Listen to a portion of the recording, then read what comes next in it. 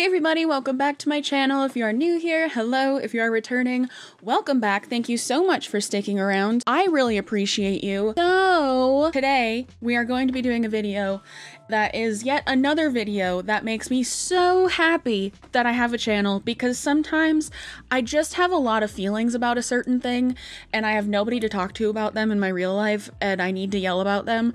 And so that's what we're gonna be doing today, and I'm so happy that I get to be here with all of you, because today we're glam. We're in silky bits because we're talking about the Victoria's Secret fashion show. Because if you didn't know, it came back after like a 6-ish year hiatus. There are so many people on the internet who have so many opinions, and I also have opinions and thoughts and whatever. And so we're just gonna talk about it because fat activism comes into it, body positivity comes into it, all of that. Did my best Victoria's Secret like blowout and glam and put on some of my best YouTube friendly lacy bits and silky bits to talk about this, because I am a theater kid at heart and I cannot resist a theme. Yeah, so let's just talk about it. But before we get into today's video, I want to thank today's video sponsor, FlexiSpot. Now, FlexiSpot has been a longtime friend of the channel, and I started talking about their standing desks and other things that they have that you can use around your home. Today, I'm here to talk to you about two new products from FlexiSpot, the B2 hair dryer and N2 cordless vacuum. Now, I already own very similar products to these that were way more expensive, and so when FlexiSpot sent me these, I was really excited to see how they compared. First, I want to talk about the hair dryer, which they sent me in pink. It comes in a really nice storage box, which I appreciated right out the gate, because it comes with 5 different attachments to help you achieve the hairstyle that you want to achieve. As for the functionality of the hair dryer, it has 3 speed settings and 4 heat settings,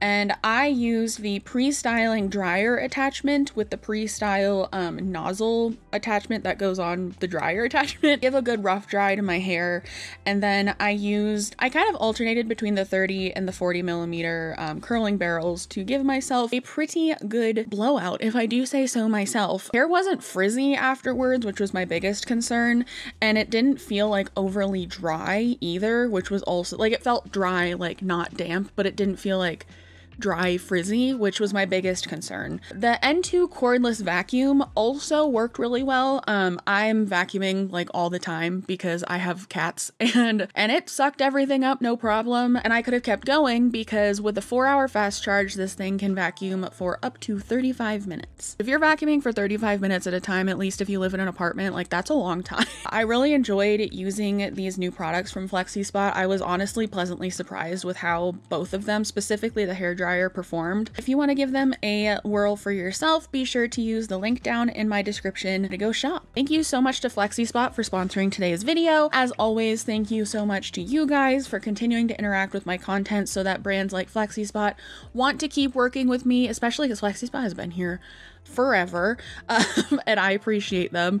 And yeah, so thanks so much, and let's just get back into the video. Before we get into my commentary on the commentary surrounding the 2024 Victoria's Secret fashion show, I wanted to give like a brief history of the Victoria's Secret fashion show because I am a huge nerd about it, to be completely honest. So the very first broadcasted Victoria's Secret fashion show happened in 1999 in New York, and it featured models, or as Victoria's Secret calls them, angels, Adriana Lima, Giselle Bündchen, Heidi Klum, and Tyra Banks. And there are so many more like that were in the original lineup, but I'm just naming a few here. And in the following years, they would also introduce us to even more insanely beautiful women, such as Alessandra Ambrosio, Carolina Kurkova, Miranda Kerr, and Candice Schwappenol. I can never pronounce her last name. She's from South Africa, and just an absolute bombshell. Anyways. Oh, and even at one point, the supermodel to like end all supermodels, Naomi Campbell, was in Victoria's Secret fashion shows, so like there's that as well. The fashion show was always like meant to showcase Victoria's Secret products and lingerie and stuff like that. I think it was also always meant to show the Victoria's Secret fantasy that the original CEO of Victoria's Secret was like hell-bent on pushing. He was a man, so there's that. But yeah, so it was always meant to be like a fantasy. Like the Victoria's Secret angels were called angels because they were always meant to be unattainable for like the average person, but it was always meant to be aspirational for the consumer. And I think that's like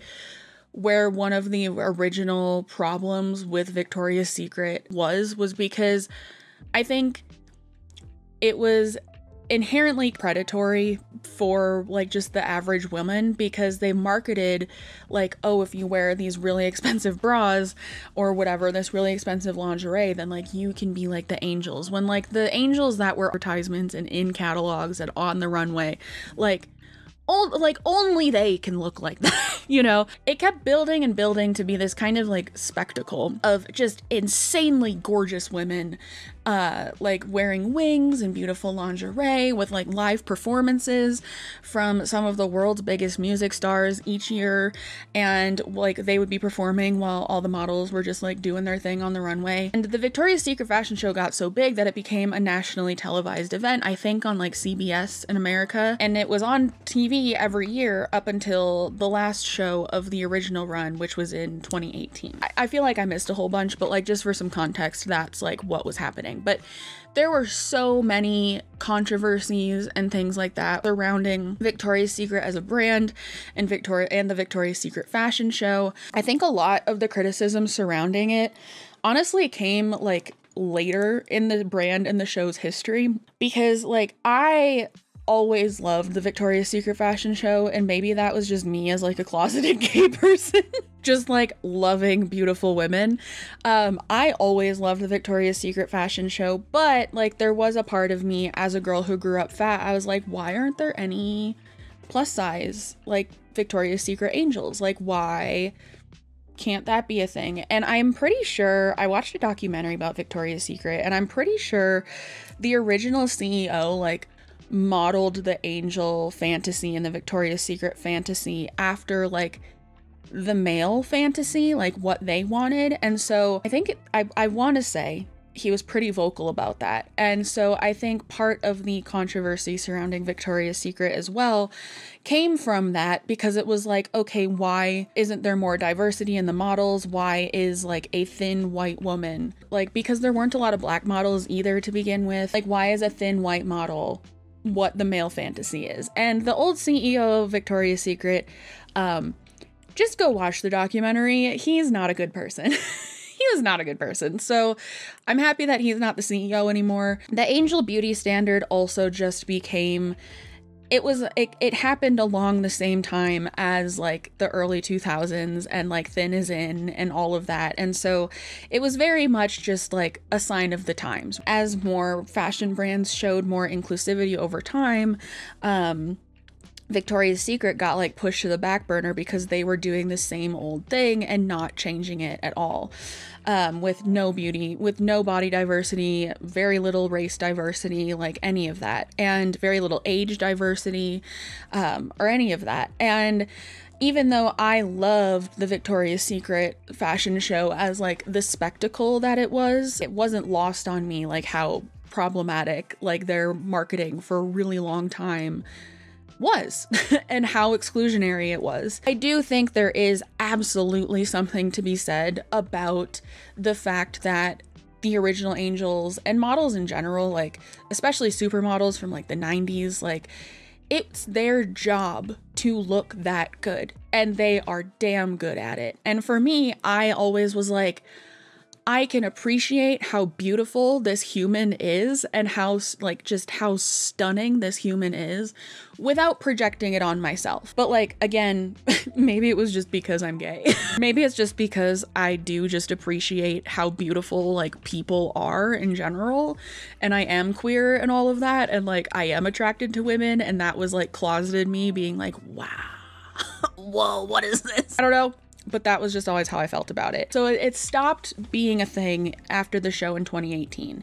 And I think it was because just all the controversy surrounding the brand and around the lack of diversity and around the harmful like narrative that the CEO, I think, was like pretty vocal about saying, like the male gaze or the male fantasy thing, and like how they were meant to be stereotypically beautiful women. And then people started questioning like, well, what is a stereotypical what is a stereotypically beautiful woman, people got more critical. And people, I think, were looking at the the 90s and the early 2000s and how harmful that time was on specifically women's beauty standards.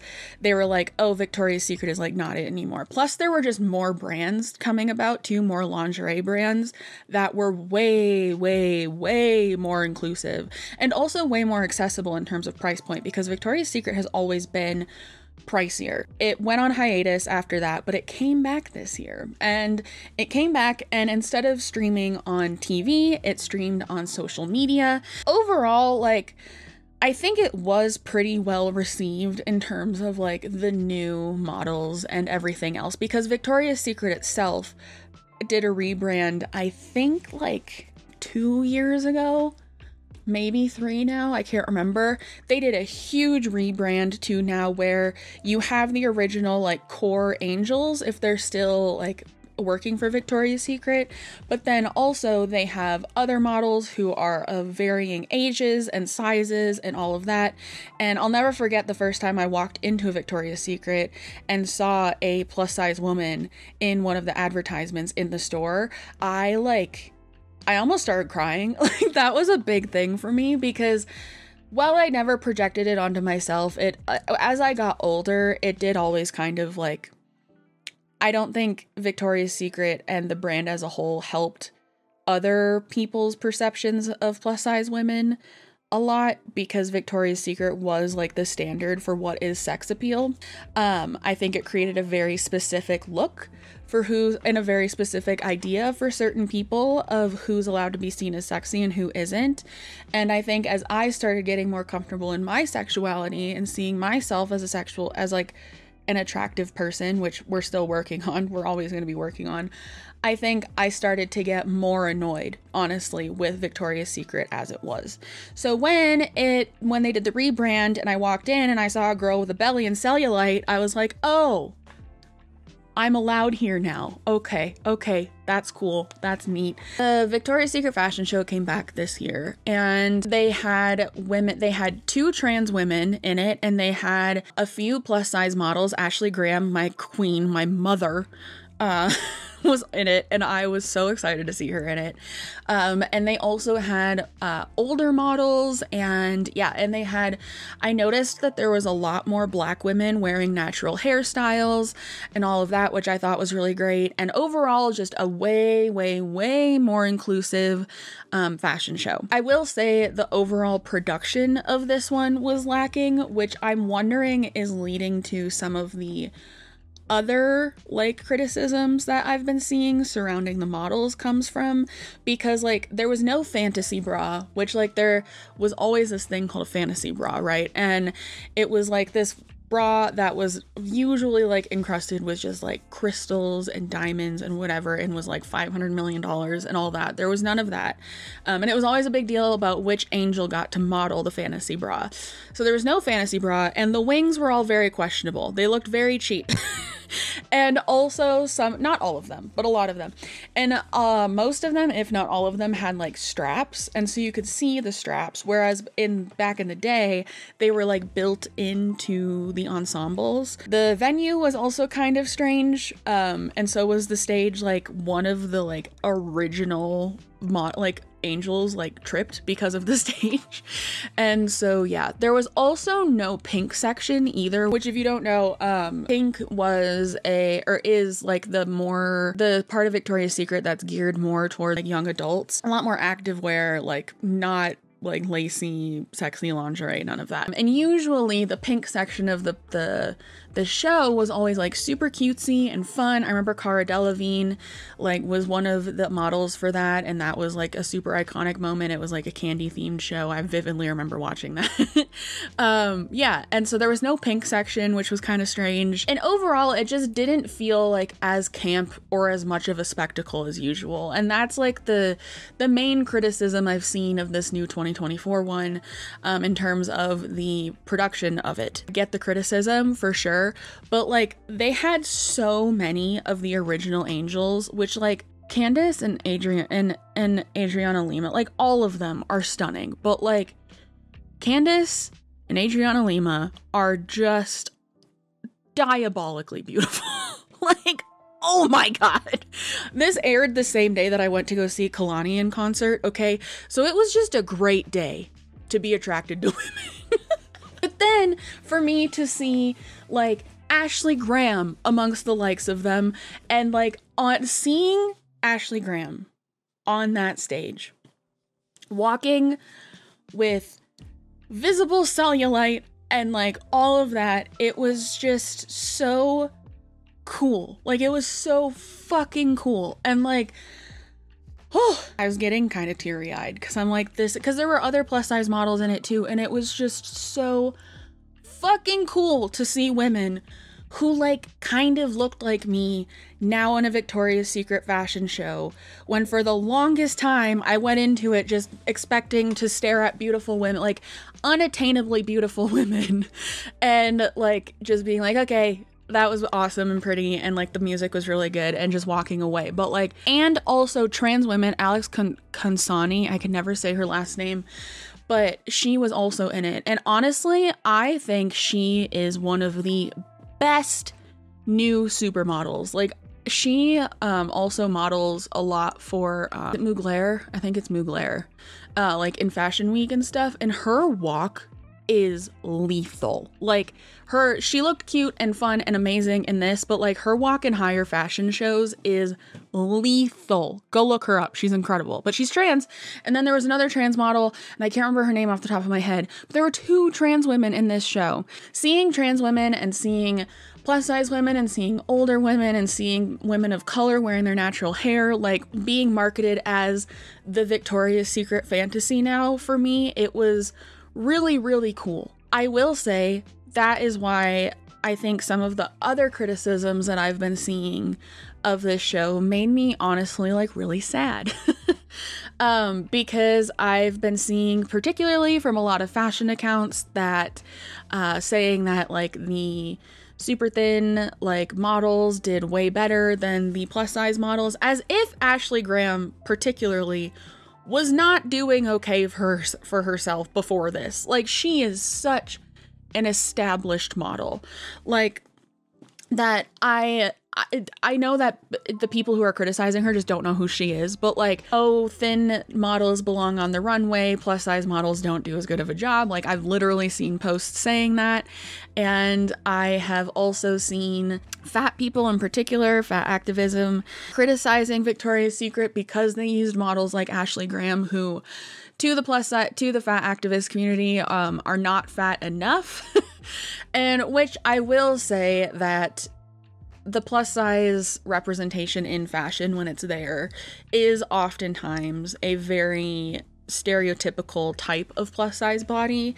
But again, I think it goes back to why thin women were all you ever saw on the runway for a really long time, because models are meant to show a product. They're meant to be like walking mannequins, and like sample sizes just are what they are, and if a model does a good job showing the product, then they did their job.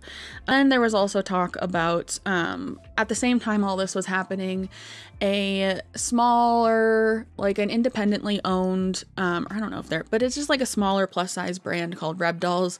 Their owner posted saying that they might have to shut down because they can't get funding. And so fat activism creators like Samira came on and were like, why does Victoria's Secret get to keep doing the same thing they've done for 10 years, but Reb Dolls, who goes from a size 0 to 32, can't get funding, and blah blah blah. Okay, I just got off a plane and do have somewhere else to be, so listen to me. Why is it that Reb Dolls can't get funding, but Victoria's Secret could come back and have the same people walking down the runway that they've been having for the last 10 years and a half? Are we not seeing the trend? Are we not seeing the correlation? And listen, correlation isn't causation, but are we not seeing the correlation between the increase in fat phobia and the decrease in the ability to find plus size clothes? The ability to get funding for a brand that makes sizes 0 to 32. Are we not confused and concerned? Rep dolls shouldn't have any issues getting funding. And the only reason they don't is because the investors and the people that control what brands are made and what brands have the power, they are fat phobic. They don't want to see fat people in clothes at all, which makes no sense. And y'all, when shit don't make sense, it don't make dollars. And by not investing in plus size fashion, you are missing out on a whole bunch of dollars. And like, that's just, to me, that's like a not argument, because like Reb Dolls is so much smaller in recognition than Victoria's Secret is. The Victoria's Secret Angel and the Victoria's Secret brand for such a long time, as someone who grew up in the 2000s and as someone whose mom got Victoria's Secret catalogs sent to like all the time and would flip through them and stuff and would always just see thin women and also sizing that never went up to my size. I only just was kind of able to start fitting into Victoria's Secret bras because they changed their size range like 3 or 4 years ago. Some of their bras even still don't go up to my size. So like, this isn't me defending Victoria's Secret at all. I just think as a whole, this was like a really big deal. And I think it's getting written off for like bad, like poorer production and stuff like that, because I think the budget was lower. And also to get these angels back, like the core angels back, they probably had to drop money on these girls because they're like supermodels now. So they have to pay them the supermodel price. And yeah, so I think my overall like issue with how people are criticizing this is because like, I don't know if people fully realize how big of a deal this was for pop culture. Like yes, were the plus size models that they included very small, on the smaller end of plus size? Sure. But there were trans women in this show. And for me, that is a bigger win. As a fat girl, the trans women being in this show was a bigger win. Like, but also having women who have cellulite on their bodies and jiggle a little bit when they walk was also a huge win for me too. We're not gonna go, a brand like Victoria's Secret is not gonna go from 0 to everybody is included overnight. Like, that's just not how it's gonna go. And I is that kind of shitty? Sure. But is that how marketing works? And is that how rebranding and a brand that is so solidified like Victoria's Secret is that how that's gonna go? No, it's not. And also I saw some people criticizing the makeup and like the hairstyles and stuff like that, because a lot of the makeup and hairstyles that used to be done were very glowy and bouncy and like whimsical almost. In this one we saw a lot of slick back hairstyles and things like that. And for me, I saw that and I was like, oh, they're just doing what's in this year, like they kind of always have. Because also the fact that it wasn't televised and it was on social media, to me read as they were trying to market more towards like Gen Z and younger audience and like their younger-ish audiences. And so they're gonna want to also include trending hairstyles and trending makeup style, like makeup looks that everybody's seeing on social media right now too, because that's what's going to be a lot of the audience, because it is being streamed on social media. And yeah, I don't know. I just think overall it was a win because I think for a long time Victoria's Secret was like not doing the best for women's beauty standards. And I think if they can keep building it up again, like they started way like back like 20 some years ago. I think if they can rebuild the Victoria's Secret fashion show again to be what it was, which I think is very doable, honestly, if they keep doing it the way that they're doing it, I think it's going to be great. Like, I think it's going to be great. And I think as much as it sucks that like there is still an ideal beauty, there's always going to be beauty standards. And like, I think if you can see yourself more in some of these insanely beautiful women, then that's a win. And I think they did that really, really, really well this year.